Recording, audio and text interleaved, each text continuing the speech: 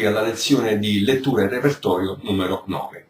Allora apriamo il libro alla pagina 44 e abbiamo un brano musicale molto noto, Amazing Grace.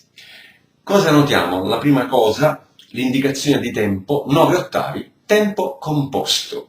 Quindi a differenza degli esercizi precedenti, in cui i tempi erano semplici, la maggior parte 4 quarti, quindi adesso il tempo è composto. Ricordiamo alla lezione in teoria la differenza tra i tempi semplici e i tempi composti. Nei tempi semplici i movimenti sono divisi in due parti uguali, due suddivisioni. Quindi 4 quarti, movimento di un quarto, una semiminima, quindi le due suddivisioni, 2 crome.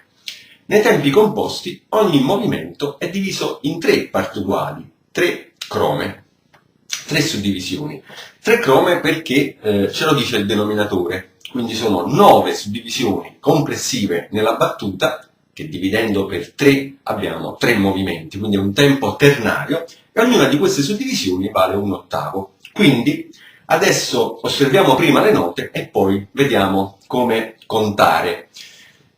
Abbiamo le prime due in levare, Sol, La, poi il Do, sopra il Do centrale, Mi, Re, Do, Mi, Re, Do, terza battuta, La, Sol, quarta battuta, e di nuovo Sol, La, e ci fermiamo sul Do dell'inizio del secondo rigo. Allora, vediamo il conto. Il conto, quindi contiamo 3 volte 1, 2, 3 per ogni movimento, quindi 3 volte 3 movimenti, e dobbiamo far durare la semiminima, il Sol, 2 numeri, e la croma un numero. La minima col punto sono 2 movimenti, quindi 2 volte 1, 2, 3, poi abbiamo Mi, Re, Do, le 3 crome, sto parlando della prima battuta, ogni croma su un numero, 1, 2, 3, 1, 2, 3, le 3 crome. Poi abbiamo la seconda battuta, il Mi con la minima 2 volte 1, 2, 3 e il Re una volta 1, 2, 3. Di nuovo, terza battuta, Do minima col punto 2 volte 1, 2, 3 e il La, terzo movimento, una volta 1, 2, 3. Quarta battuta, Sol 2 volte 1, 2, 3 e alla fine terzo movimento, di nuovo il Sol una semiminima, 2 numeri e il La un solo numero per fermarci su Do. Osserviamo sulla tastiera contando. Allora cominciamo a contare a tempo. 1, 2, 3, 1, 2, 3, 1, 2, 3, 1, 2, 3, 1, 2, 3, 1, 2, 3, 1, 2, 3, 1, 2, 3, 1, 2, 3, 1, 2, 3, 1, 2, 3, 1, 2, 3, 1, 2, 3, 1. Più velocemente. 1, 2, 3, 1, 2, 3, 1, 2, 3, 1, 2, 3, 1, 2, 3, 1, 2, 3, 1, 2, 3, 1, 2, 3, 1, 2, 3, 1, 2, 3, 1, 2, 3, 1, 2, 3, 1, 2, 3, 1. Da notare come la diteggiatura indichi l'indice sul Sol, pollice sul La e poi posizionare l'indice di nuovo sul Do e di conseguenza anulare Mi, medio, Re, indice, Do e così via senza spostare. Quindi i numeri indicano la posizione che dovete rispettare fino alla nuova indicazione con un altro numero su un'altra nota. Veniamo alla sinistra. Allora le note sono Do sotto il Do centrale che dura 1, 2, 3, semiminima col punto. Poi abbiamo Mi e Sol, infatti anche la sigla indica l'accordo Do maggiore. Quindi Mi Sol 1, 2, 3 e di nuovo Mi Sol 1, 2, 3. Seconda battuta uguale 1, 2, 3, 1, 2, 3, 1, 2, 3.